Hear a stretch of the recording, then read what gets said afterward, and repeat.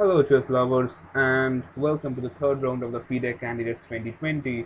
It's the game you all have been waiting for. It's LIREN versus Fabiano Caruana, world number 3 versus world number 2. So it's totally an insane game. Ding has suffered two losses in the first and the second round of this tournament, and in the third round he should bounce back. So he has definitely come with his preparation, which you will get to see in this game. So if you are new to my channel, please subscribe it and press the bell icon in order not to miss my future uploads. So without further ado, let's start with it. So Ding Liren with the white pieces open up with d4, d5 by Caruana, c4, c6. So we have the slab defense on the board.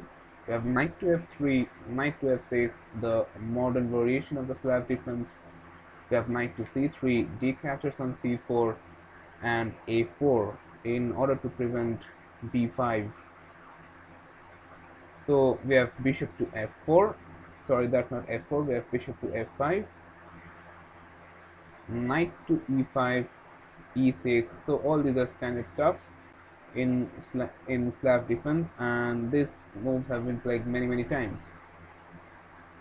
And now we have f3. So here Ding wants to play e4 to just have a huge center, and this would give white a lot of space advantage. So okay, we have bishop to b4, and knight captures on c4 and castles by black. And now we have king to f2. Although I will have to tell you guys that executing e4, attacking the bishop like this, and then playing bishop to e2, then planning for castle, this would have been an alternative. But okay, in our game we have king to f2 and e5 by black. Here black is having a very nice plan that we'll get to see. So after knight captures on e5, here black played bishop to c2, and now please note that this bishop cannot be taken since this queen is guarding this d4 pawn. So if white is careless and captures this bishop, then just queen captures on d4, which comes with check as well as an attack on the knight. So here black will be more advantageous. So Ding Liren of course saw that, and he didn't go for queen captures on c2.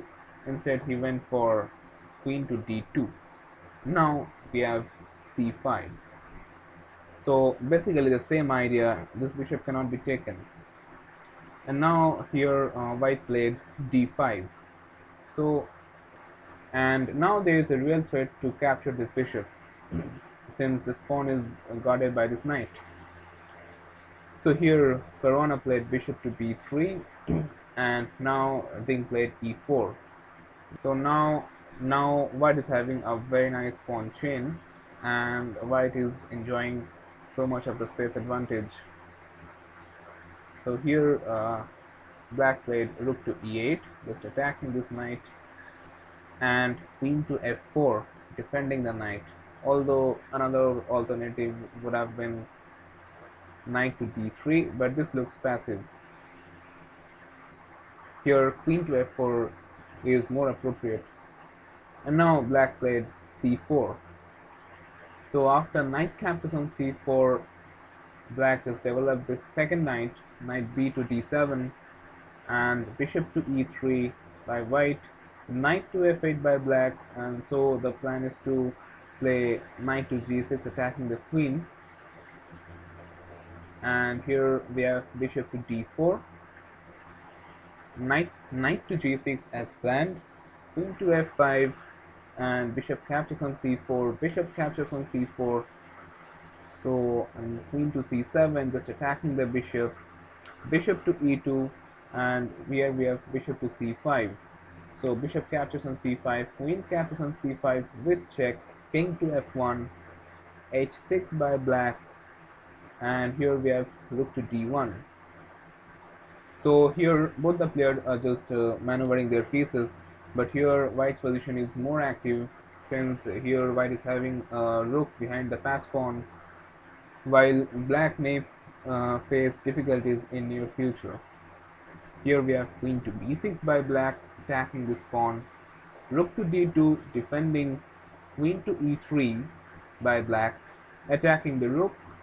So here we have rook to c2 by white, a6, queen to h3, and b5 by black.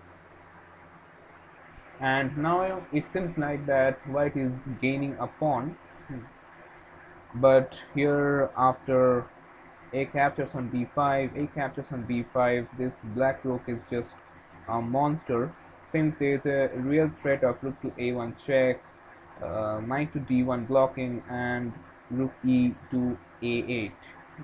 So all in all, it will be very much advantageous for black. So LIREN of course saw that, and he didn't go for this capture. Rather, he played queen to g3, and now here we have b4 by black. Knight to d1 attacking the queen, and queen to b3 again attacking the white's rook. We have rook to d2, and queen captures on a4. We have queen to f2 and queen to d7 by black. We have g3 and queen to h3 check, king to g1, a5 by black, queen to d4, and knight to h5. So here, you can see that black is bringing his pieces one after another in order to launch a deadly attack towards white's king. So here after knight to h5, we have knight to f2 attacking the queen, and again queen to d7 by black. Here we have f4 expanding in the king side with an attack on this knight. And now where will this knight go? So here black can go for knight to f6, but then white will have e5, and there is no square for this knight. The only square left is knight to h7, which looks extremely passive. And here these two are the monster pawns. So, and all the pieces, white's pieces are just too active for black in order to stop these pawns. So after f4, black didn't retreat back with the knight. Instead, he captured on f4. So here we have knight h captures on f4, g captures on f4, and knight captures on f4. So king to f1 by white, and queen to d6. And here we have rook to g1, already threatening a deadly checkmate, and now f6 by black.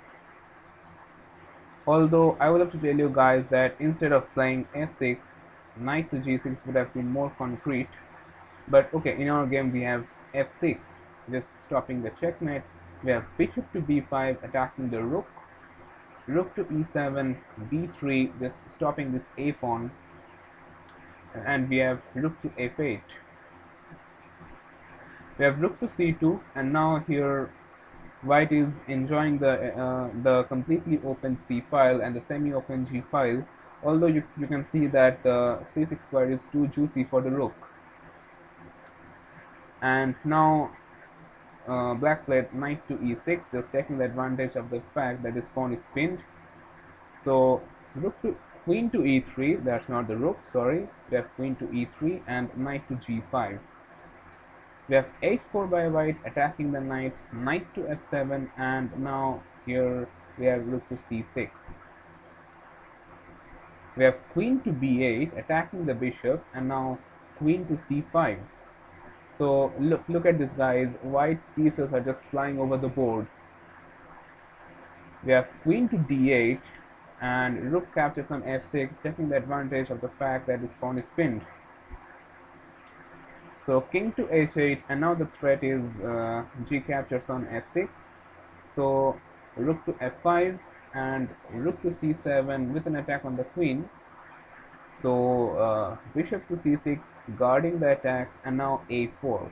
We have b captures on e4, b3, rook to g3 attacking this pawn. So b2 and rook to b3. We have knight to d6, rook captures on f8, queen captures on f8, rook captures on b2. Already you can see that white is 2 pawn up. Also, white has an extra bishop, so all in all it is totally winning for white. But here we have queen to f4, rook to b8 check, king to h7, queen to c2 with a very nasty discovery. So here we have rook to e7 and e5 by white, which comes with an attack on the knight as well as with check. We have knight to f5, queen to e4. So king is providing the trade of the queen, but black cannot afford to trade queens in this position because he is already down a piece as well as 2 pawns.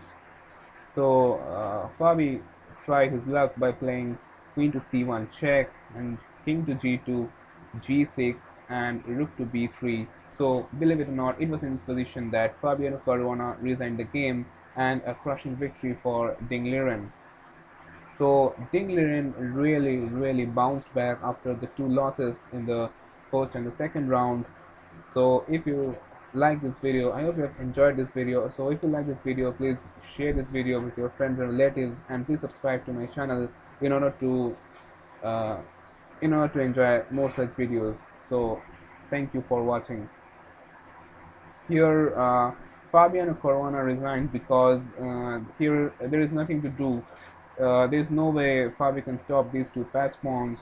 Also Fabi is down a bishop, and this pass pawn is also free to move and gets promoted to a queen at the end. So all in all, it's totally a winning position for white. So thank you for watching.